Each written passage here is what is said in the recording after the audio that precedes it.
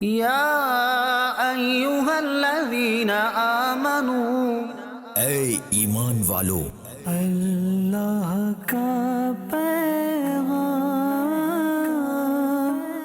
مومنوں کے نام۔ الحمدللہ رب العالمین والصلاة والسلام علی سید المرسلین، اما بعد فاعوذ باللہ من الشیطان الرجیم، بسم اللہ الرحمن الرحیم۔ الصلاة والسلام علیکہ یا رسول اللہ وعلی آلکہ واصحابکہ یا حبیب اللہ، الصلاة والسلام علیکہ یا نبی اللہ وعلی آلکہ واصحابکہ یا نور اللہ۔ میٹھے میٹھے اسلامی بھائیوں اور مدنی چینل کے ناظرین، سلسلہ ہے اللہ کا پیغام مومنوں کے نام۔ الحمدللہ اس سلسلے میں ہم قرآن پاک کی ایک بہت ہی خوبصورت آیت کی تلاوت سنتے ہیں، اس کا ترجمہ سنتے ہیں اور تفسیر قرآن سے کچھ مدنی پھول سنتے ہیں۔ الحمدللہ اکثر تو ہم تفسیر صراط الجنان کے مدنی پھول سنتے ہیں اور ساتھ ساتھ مختلف تفاسیر سے بھی کچھ استفادہ کرتے ہیں، اور تفسیر سننے کے بعد اس آیت سے متعلق چند مدنی پھول بھی سیکھنے کی کوشش کرتے ہیں۔ آج کون سی آیت ہے؟ آج پارہ ہے 26واں، سورہ حجرات، آیت نمبر 12۔ سب سے پہلے اس آیت کی تلاوت سنتے ہیں۔ یا ایہا الذین آمنوا اجتنبوا کثیرا من الظن ان بعض الظن اثم۔ اب آئیے اس کا ترجمہ ہے کنز العرفان۔ اے ایمان والو، بہت زیادہ گمان کرنے سے بچو، بے شک کوئی گمان گناہ ہو جاتا ہے۔ آیت کے اس حصے میں اللہ تعالیٰ نے اپنے مومن بندوں کو بہت زیادہ گمان سے منع فرمایا، کیونکہ بعض گمان ایسے ہیں جو محض گناہ ہیں، لہٰذا احتیاط کا تقاضا یہ ہے کہ گمان کی کثرت سے بچا جائے۔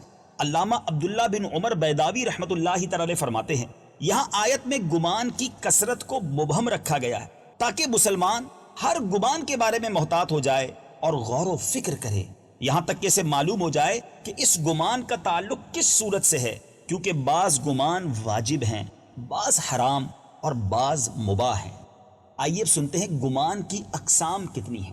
گمان کی کئی اقسام ہیں، ان میں سے 4 یہ ہیں۔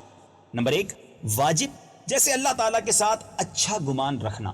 نمبر 2 مستحب، جیسے صالح مومن کے ساتھ نیک گمان رکھنا۔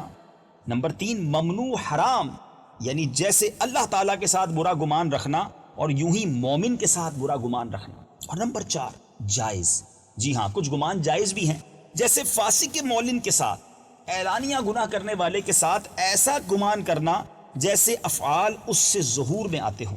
حضرت سفیان ثوری رضی اللہ تعالیٰ عنہ فرماتے ہیں، گمان 2 طرح کا ہے، ایک وہ کہ دل میں آئے اور زبان سے بھی کہہ دیا جائے، یہ اگر مسلمان پر برائی کے ساتھ ہے تو گناہ ہے۔ دوسرا یہ کہ دل میں تو آئے مگر زبان سے نہ کہا جائے، یہ اگرچہ گناہ نہیں مگر اس سے بھی دل کو خالی کرنا ضروری ہے۔ صدر الشریعہ مفتی امجد علی اعظمی رحمۃ اللہ تعالی علیہ فرماتے ہیں، بے شک مسلمان پر بدگمانی حرام ہے مگر جب کہ کسی قرینے سے ایسا ہونا ثابت ہوتا ہو جیسا کہ اس کے بارے میں گمان کیا تو اب حرام نہیں۔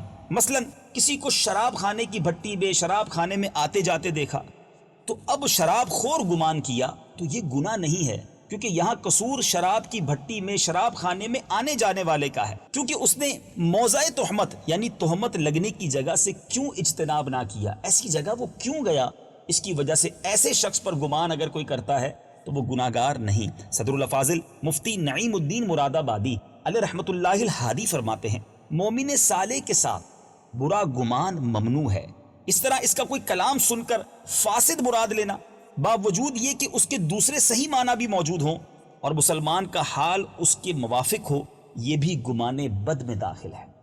میٹھے میٹھے اسلامی بھائیوں، دین اسلام وہ عظیم دین ہے جس میں انسانوں کے باہمی حقوق اور معاشرتی آداب کو خاص اہمیت دی گئی ہے اور ان چیزوں کا خصوصی لحاظ رکھا گیا ہے۔ اس لیے جو چیز انسانی حقوق کو ضائع کرنے کا سبب بنتی ہے اور جو چیز معاشرتی آداب کے برخلاف ہے، اس سے دین اسلام نے منع فرمایا اور اس سے بچنے کی تاکید کے ساتھ حکم دیا۔ جیسے ان اشیاء میں سے ایک چیز بدگمانی ہے، جو کہ انسانی حقوق کی پامالی کا بہت بڑا سبب ہے اور معاشرتی آداب کے انتہائی برخلاف ہے، اس سے دین اسلام میں خاص طور پر منع کیا گیا۔ چنانچہ قرآن مجید فرقان حمید میں ایک اور مقام پر رب تعالیٰ ارشاد فرماتا ہے، آئیے تلاوت قرآن اور پھر اس کا ترجمہ۔ ولا تقف ما ليس لك به علم ان السمع والبصر والفؤاد كل اولئك كان عنه مسؤولا۔ ترجمہ کنزُ العرفان۔ اور اس بات کے پیچھے نہ پڑ جس کا تجھے علم نہیں، بے شک کان اور آنکھ اور دل ان سب کے بارے میں سوال کیا جائے گا۔ اور حضرت ابو ہریرہ رضی اللہ تعالیٰ عنہ سے روایت ہے، یہ مسلم شریف کی حدیث ہے کہ رسول اللہ صلی اللہ تعالیٰ علیہ وسلم نے ارشاد فرمایا، اپنے آپ کو بدگمانی سے بچاؤ کہ بدگمانی بدترین جھوٹ ہے۔ ایک دوسرے کے ظاہری اور باطنی عیب تلاش مت کرو، حرص نہ کرو، حسد نہ کرو، بغض نہ کرو، ایک دوسرے سے روح گردانی نہ کرو، اور اے اللہ کے بندو بھائی بھائی ہو جاؤ۔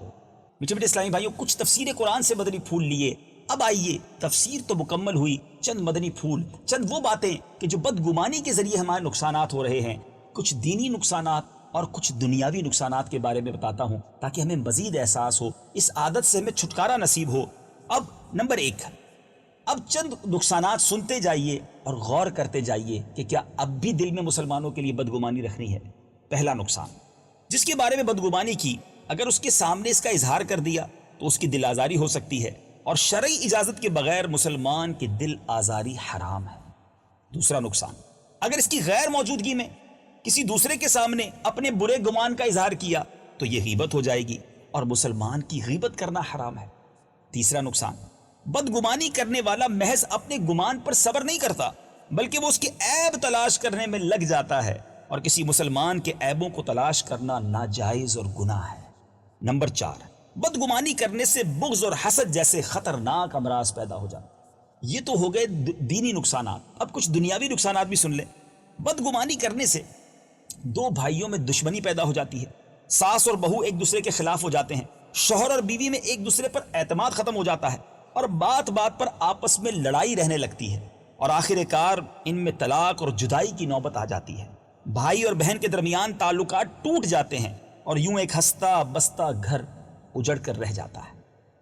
ایک دوسرا نقصان کیا ہے کہ دوسروں کے لیے برے خیالات رکھنے والے جو افراد ہوتے ہیں نا، آلویز نیگیٹو سوچنے والے، بدگمانی کرنے والے، غور سے سنیں، عموماً فالج اور دل کی بیماریوں کا ان کے لیے زیادہ خطرہ بڑھ جاتا ہے۔ جیسا کہ حال ہی میں امریکن ہارٹ ایسوسی ایشن کی جانب سے جاری کردہ ایک تحقیقی رپورٹ میں انکشاف کیا گیا کہ وہ افراد جو دوسروں کے لیے مخالفانہ سوچ رکھتے ہیں اور اس کی وجہ سے ذہنی دباؤ کا شکار اور غصے میں رہتے ہیں، ان میں دل کی بیماریوں اور فالج کا خطرہ 86%، 86% بڑھ جاتا ہے، کیونکہ وہ برا ہی سوچتے رہتے ہیں، غصہ آتا رہتا ہے، چڑچڑاپن ہو جاتا ہے، ہائی بلڈ پریشر ہو جاتا ہے، اور کبھی کبھی فالج کا اٹیک بھی ہو جاتا ہے۔ دوسروں کا اچھا سوچئے، بھلا کیجئے، لوگوں کے بارے میں پازیٹیو سوچئے، حسن ظن کے پیکر بن جائیے۔ یاد رکھیے، جو حسن ظن کا پیکر ہوتا ہے نا، جس کو حسن ظن کی عادت ہوتی ہے، وہ بہت پرسکون نیند کرتا ہے، وہ ٹینشن میں نہیں رہتا۔ لیکن جو بدگمانی کرتے رہتے ہیں وہ ہر وقت ٹینشن میں اور لوگوں کے بارے میں نیگیٹو سوچنے میں لگے رہتے ہیں۔ بدگمانی کا علاج بھی سن لیجئے۔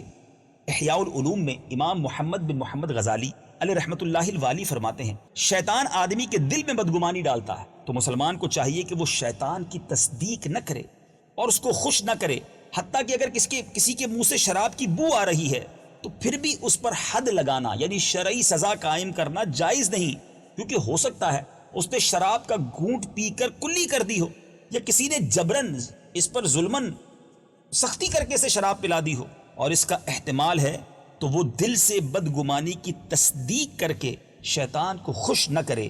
اگرچہ مذکورہ صورت میں بدگمانی کا گناہ تو نہیں ہوگا، لیکن بچنے میں پھر بھی بھلائی ہی بھلائی ہے۔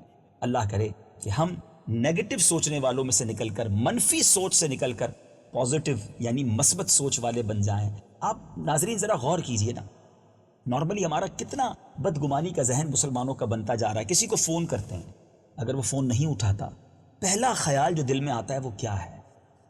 ہم بہت سارے لوگ کہتے ہیں دیکھو بڑا آدمی ہو گیا ہے، اب میرا فون نہیں اٹھاتا ہے، میرا نمبر دیکھ لیا اس لیے مجھے کال نہیں اٹھاتا، اپنا مطلب ہوتا ہے تو فون کرتا ہے، اب وہ فون نہیں اٹھا رہا۔ میرا آپ سے سوال ہے، کیا آپ نیند کے درمیان کال اٹھاتے ہیں؟ کیا نماز پڑھتے ہوئے آپ فون اٹھا سکتے ہیں؟ آپ واش روم میں ہیں، طبعی حاجات میں مصروف ہے، تو اس وقت فون تو نہیں اٹھا سکتے نا؟ تو کیا آپ کا مسلمان بھائی ان میں سے کسی مصروفیات کا شکار نہیں ہو سکتا؟ کیوں بدگمانی کر رہے ہیں؟ کسی کے گھر گئے، دروازہ نوک کیا، دروازہ بجایا، اندر سے جواب آیا کہ فلاں صاحب نہیں ہیں، پہلا خیال دل میں کیا آتا ہے؟ گھر میں ہوگا مگر جھوٹ بول رہا ہے۔ آپ سوچئے، آپ سے ملنا واجب نہیں تھا ان کے لیے، مگر آپ ایک حرام کام کے مرتکب ہو رہے ہیں۔ ایسی بہت ساری مثالیں ہیں۔